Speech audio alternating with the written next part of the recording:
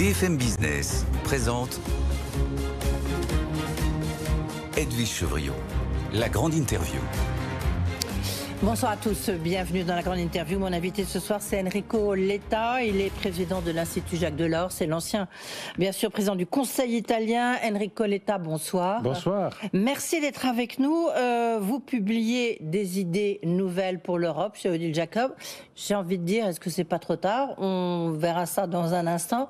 Je voudrais d'abord vous interroger sur les conséquences pour l'Europe, pour l'Italie, pour la France, d'une élection potentielle de Donald Trump et ses conséquences même de l'élection américaine, parce qu'on voit bien que l'Europe n'est pas du tout au centre de cette élection. Je crois que Kamala Harris n'a même pas prononcé une seule fois le mot Europe.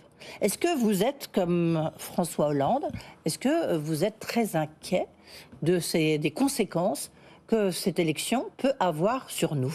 Bon, je pense qu'il faut tirer une conséquence très nette de ce que vous dites, qui est la vérité. C'est-à-dire, il faut que nous soyons de plus en plus indépendants. On ne peut pas dépendre chaque 4 ans d'une poignée d'électeurs du Minnesota, du Wisconsin, dans une campagne électorale dans laquelle ils ne parlent pas d'Europe, mais les conséquences vont être sur nous. Sur beaucoup de sujets, c'est nous qui allons payer les conséquences des choix qu'ils vont faire. Évidemment, nous sommes alliés, cette alliance va rester.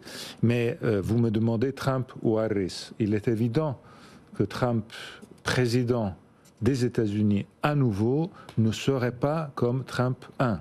Trump 2 ne serait pas comme Trump Pourquoi 1. Il a dit clairement, Trump 1, et ça, il s'était fait bloquer par l'establishment américain, qui avait un peu résisté aux folies qu'il voulait faire. Il a fait comprendre que Trump 2 sera un Trump 2 sans limite. Et je pense sans limite, ça veut dire que tout peut se passer. Avez-vous vu la dernière image de la présidence Trump ? C'était le 6 janvier 21. Oui. La dernière image, c'était le Capitole en feu. Bien sûr. Évidemment, ça c'est Trump. Trump sans limite, ça me angoisse. Harris, évidemment, c'est autre chose. Il est vrai que les États-Unis, depuis un bon bout de temps, ont une attention vers l'Europe très très faible. Mais ça veut dire avoir de l'autre côté de l'Atlantique une personne avec qui on peut parler, une personne avec qui on peut travailler ensemble. Mais qui ne connaît pas l'Europe. Oui, mais elle va s'entourer de gens d'une classe dirigeante, comme ça a été le cas. On a eu Blinken. Blinken était un secrétaire d'État qui parlait français. Ouais. Je dis ça parce que c'est une exception totale à avoir un Américain qui parle français. Blinken parlait un français parfait. Donc, dans le côté démocrate, il y a une attention à l'Europe qui, évidemment, est différente de celle que Trump mettrait. Ouais. Comment est-ce qu'on peut répondre parce que les deux, alors certes c'est le slogan de Donald Trump, mais America's First, c'est quand même le slogan américain. C'est-à-dire que là, l'Europe, il y a la Chine, mais l'Europe, on a l'impression qu'on ne compte plus et qu'on fait tout pour ne plus compter. Oui, mais c'est la faute, c'est à nous, hein. C'est pas la faute à eux. La faute, c'est à nous, c'est-à-dire que... La faute, c'était nous. Ah oui, c'est à cause de la fragmentation de l'Europe. Ouais. On pense être tous ensemble parce qu'on a la même monnaie. Mais en vérité, c'est à cause du fait, ça c'est un peu le sens de mon travail dans ces derniers mois, sans intégration de l'Europe, des télécoms, de l'énergie, des marchés financiers, de la défense, nous sommes 27. Petits, un peu plus grand, un peu plus petit, mais insignifiant au niveau mondial. Vous venez de publier, c'est pour ça que vous dites ça, vous venez de publier un livre, je l'ai dit, mais vous avez publié, il y a juste avant l'été, un rapport sur l'avenir du marché unique. Mais quand vous parlez du télécom, j'ai envie de dire, j'ai reçu plusieurs fois Margrethe Vestager, en charge de la commission de la concurrence, c'est elle qui voulait pas tellement de ce marché unique dans les télécoms. Donc, je veux dire, c'est un peu la Commission européenne, voire le Parlement, qui nous a sabordé. Quand je dis nous, c'est nous, Européens. Regardez ce qui se passe sur l'industrie automobile. C'est quand même ahurissant. Enfin, pardon, c'est un peu la polémique. Mais... Oui, non, je divise les deux choses. Télécom et politique industrielle. Télécom, Vestager a tenu une politique qui a été celle de garantir la concurrence dans le niveau national, puisqu'on était 27. Ce que je dis, moi, dans mon rapport, et dans le livre que je présente ces jours-ci en France, il faut passer de 27 à 1. Parce qu'aujourd'hui, avec 27 marchés des télécoms, vous savez, les chiffres sont impressionnants. On a 80 opérateurs de télécoms en Europe. Chacun a une moyenne de 5 Mais millions. on le sait bien. Les autres, 400 millions, Mais les on a Chinois, l'impression que c'est la Commission qui ne savait pas. Mais non, en vérité, c'est pas la Commission, c'est les États membres qui ne veulent pas céder leur emprise sur le niveau national. Il faut passer de 27 à 1. Si on ne passe pas de 27 à 1, on va être tous des nains dans ce monde de géants. Il y a quand même, il y a un exemple, j'ai interviewé Luca De Meo et Carlos Tavares, les patrons de Renault et de Stellantis, il y a quelques semaines, à l'occasion du salon de l'auto, du mondial de l'auto, et ils disaient quand même tout ce qui se passe au niveau européen, c'est de la folie, il n'y a eu aucune étude d'impact.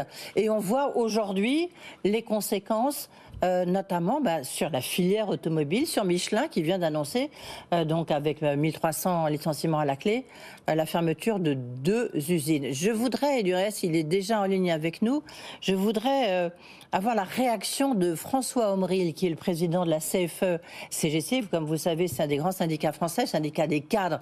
Bonsoir François Omril, merci d'être avec nous. C'est la faute de l'Europe, c'est la faute à qui ? Non, pour le coup, là, bonsoir et merci de m'inviter. Pour le coup, on ne peut pas dire que c'est la faute de l'Europe dans le cas précis que vous évoquez de Michelin.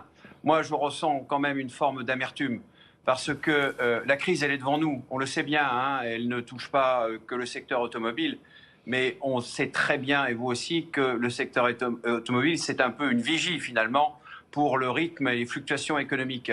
Donc la crise 2025, elle est devant nous et moi, ce que j'observe, c'est que finalement, des entreprises de premier rang comme Michelin, qui par ailleurs développent un discours auquel on a envie de croire, un discours d'éthique, finalement, ne met pas ses actes en conformité avec son discours, parce que là, on a finalement pratiquement toutes les données sur lesquelles Michelin communique qui sont foulées aux pieds. 2 usines qui ferment pour s'adapter à une conjoncture, pour pouvoir toujours distribuer autant de dividendes. Je rappelle qu'en 2023, 3,4 milliards de dividendes, 500 millions de rachats d'actions. Et aujourd'hui, on nous annonce par la presse, parce que ça a aussi beaucoup d'amertume de la part de mes collègues sur place, le dialogue social dont on se revendique, qui finalement est quand même un petit peu une chimère. Voilà, c'est la presse ce week-end qui nous informe de la fermeture de ces 2 sites. Et par ailleurs, nous, on conteste de l'utilité de la fermeture. Ouais. Elle consiste finalement à se priver de la compétence, de l'histoire de ces sites pour saturer la production sur les autres. Et on ne dit rien de la stratégie à venir dans les années qui viennent. Oui, François Omril, il y a Michelin, il y a Auchan, mais aussi l'industrie de la chimie que vous connaissez bien.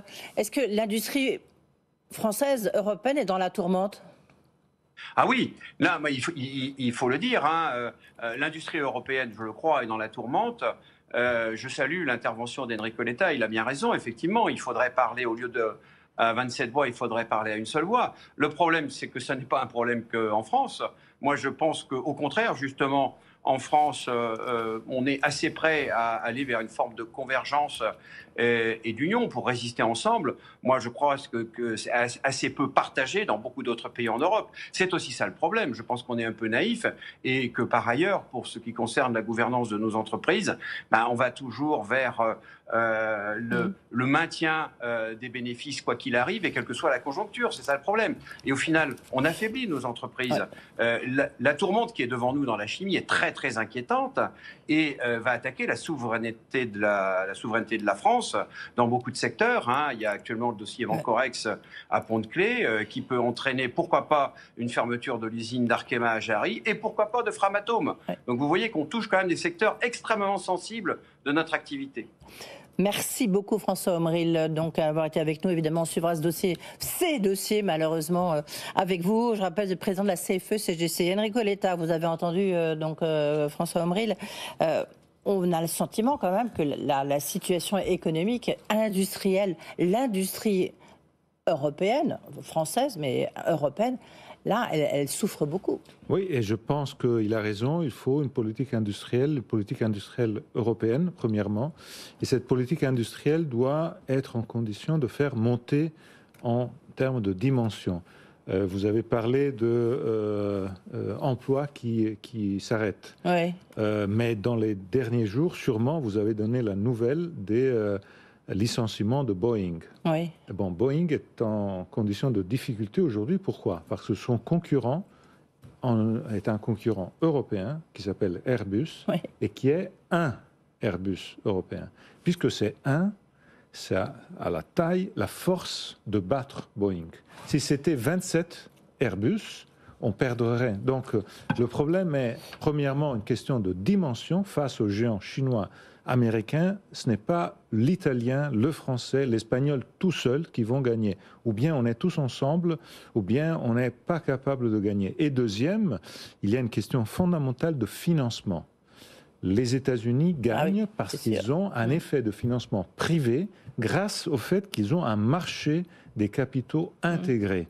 Ils sont capables d'avoir beaucoup plus d'investissements. Oui, mais maintenant on peut trouver. Oui, mais trouver. Non, je sais bien que c'est un des points forts de votre livre et de votre rapport. C'est un plaidoyer pour le marché unique des capitaux. En même temps, on voit bien qu'aujourd'hui on peut lever de l'argent partout. Hein. Pas en Europe à ce niveau, parce que nous sommes tous fragmentés. Vous avez vu en Europe des investissements sur l'intelligence artificielle comme ceux qu'on a vus aux États-Unis? Non. Pourquoi? Parce que là, ils ont la capacité d'investir, de supporter une faillite, de réinvestir. Il faut une dimension que chez nous, on a. Vous savez, Nasdaq. Oui. Nasdaq est grand comme toutes les bourses européennes mises ensemble, doublées pour deux. Oui. C'est évident qu'il y a une question de dimension qui est fondamentale. Moi, je plaide pour une intégration majeure. C'est la seule façon d'être en condition d'être compétitif avec les Américains. En même temps, lorsque vous voyez deux choses, vous en parlez dans votre livre, hein, du reste, le grand programme. Donc en 2020-2021, le grand programme de relance de l'industrie, de l'économie européenne, 700 milliards. On se demande où est-ce que c'est passé. Vous essayez de poser des questions aux uns aux autres, on ne voit pas du tout où est allé l'argent. Si vous posez la question, y compris à des Américains, mais à des Français, où est l'argent de l'Inflation Reduction Act, 450 milliards de dollars, tout le monde vous dit, on sait où est-ce que ça a été, quoi. On sait où est-ce que ça a été. Oui, mais la vraie différence, vraie différence, c'est que l'investissement qui a été fait sur Next Generation EU, donc le plan de relance européenne, a été un investissement totalement national et seulement d'argent public. Ça a eu des conséquences positives. Aujourd'hui, l'Espagne, qui est le pays qui a plus eu avec l'Italie d'argent, ce sont deux pays qui ont eu une bonne croissance grâce à ça. Mais le sujet principal est celui de faire des investissements transfrontaliers, non seulement nationaux. Parce que si je vous ai fait l'exemple de Airbus, c'est l'exemple clé. Si on reste sur le national, notre dimension nationale n'est pas suffisante. Je peux vous prendre l'exemple d'Ariane, hein. Pardonnez-moi, mais vous connaissez, parce que les Italiens sont partie prenante. On voit bien que c'est la catastrophe, enfin catastrophe, j'exagère, mais le temps de prendre une décision, si vous voulez, Elon Musk, il a déjà fait un aller-retour avec ses fusées rechargeables. Et c'est pourtant un groupe européen. C'est trop lent. Musk fait des investissements privés parce qu'il est capable de lever de l'argent grâce au marché intégré des capitaux américains. C'est la même chose dans beaucoup d'autres domaines. Vous savez que notre épargne s'en va aux États-Unis. Oui, bien sûr. Et parce que le marché américain est uni et plus attractif. Et il renforce les entreprises américaines qui, renforcées par notre argent, reviennent en Europe acheter nos entreprises. Donc, à la fin, on est toujours là. Rester à 27, ça veut dire se suicider. Ou bien on s'intègre, ou bien on n'y arrivera jamais. Mais quand vous voyez cet exemple, quand même, dont je parlais avec François Omril sur l'industrie automobile, c'est quand même totalement fou. C'était là où les Européens avaient un avantage. C'est l'industrie européenne de l'automobile. On était très bon, on était fort. On a complètement sabordé regardez ce qui se passe Volkswagen en Allemagne. On a sabordé notre industrie. C'est pour ça que dans le rapport, je fais une proposition de financement de l'accompagnement de la transition pour faire en sorte que... Non, mais c'est trop tard. Non, c'est pas trop tard. On est en 24. Regardez, ça y est, les usines sont en train de se fermer. Elles sont en train de se fermer pour d'autres raisons. Mais aujourd'hui, on est en 24. Et on est en 24, on a tout le temps pour accompagner. Le problème, c'est qu'on ne discute pas, on ne débat pas entre les pays européens sur comment faire ce financement. Les pays du Nord veulent rien d'investissement public commun européen.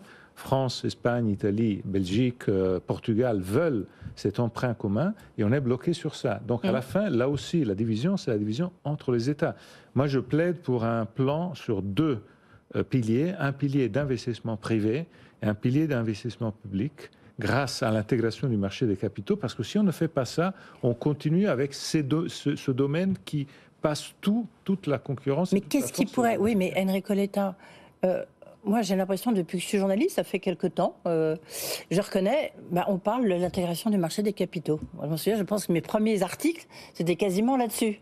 C'est pas ça, parce que c'était 2014. Oui, Ils ont commencé, oui. 2014, c'est hier. Mais ça n'a pas marché. C'est hier. C'est pour ça que je dis, très franchement, il faut mettre en marche un autre projet. Je l'appelle l'union de l'épargne et de l'investissement. Ouais. C'est une façon de lier l'épargne des Européens, éviter qu'ils partent, le rendre rentable et investir sur la transition verte. Si on fait ça, on a la capacité d'avoir l'investissement privé. Vous avez cité IRA. Quelque chose de pareil. C'est pas très différent de ce que je propose. Oui. Et en même temps, oui, mais c'est le procédé. Alors peut-être que vous... Pardon, je ne suis pas suffisamment entré dans le détail. L'IRA, ce qui se passe, si vous voulez, c'est que c'est un crédit d'impôt. Oui, mais vous savez. Donc c'est d'une efficacité redoutable. Vous ne devez pas rentrer dans les tas de bureaux pour savoir si c'est de l'hydrogène verte ou vert clair. Ils peuvent faire ça et nous, non, parce que les États membres veulent tenir la souveraineté fiscale des impôts. Alors, si on n'a pas la possibilité de se mettre ensemble sur les impôts, on ne peut pas faire le crédit d'impôt tous ensemble en Europe. Moi, je propose exactement ça. Donc, vous voyez que le problème n'est pas l'Europe en tant que telle. Le problème, c'est les États membres qui pensent que chacun, tout seul, peut faire tout seul. Et ce n'est pas ça. Il faut se mettre ensemble. Même pour faire IRA, il faut se mettre ensemble et faire un crédit d'impôt tous ensemble. Les États membres ne veulent pas. Juste un point, rapidement, il nous reste juste quelques secondes. Pour copier peut-être l'exemple américain, vous proposez la création d'une sorte d'État, l'État du Delaware. On connaît, c'est là où sont toutes les grandes banques américaines. C'est une des autres raisons pour lesquelles on ne va pas en Europe. On a 27 droits. Et on le ferait où, cet État du Delaware? Ça serait la Belgique? Non, ce serait virtuel. Virtuel, d'accord. Un 28e État virtuel avec son droit des affaires optionnel. Génial. Les entreprises peuvent choisir ce droit optionnel européen, valide dans toute l'Europe. Ça devient un passe-partout avec lequel vous évitez de changer de droit des affaires pays par pays. Ce serait comme dans le Delaware, aux États-Unis, le Delaware a été la clé pour surmonter les différences entre Californie. Oui, mais alors là, la fiscalité elle est formidable là, dans l'État du Delaware. Oui, donc, à mon avis, ça ne va pas faire plaisir à François Omril. Le droit des affaires serait une possibilité de donner aux entreprises un passe-partout fondamental pour surmonter toutes ces fragmentations. Merci beaucoup, Enrico Letta, d'avoir été avec nous. Des idées nouvelles pour l'Europe avec les femmes et les hommes qui la font. Et c'est publié chez Odile Jacob. Merci beaucoup. Puis on va regarder ce que va devenir votre rapport sur l'avenir du marché unique. Il y a un sommet, un conseil européen. Je crois que c'est vendredi matin. À Budapest. À Budapest. Merci, Enrico Letta. Merci.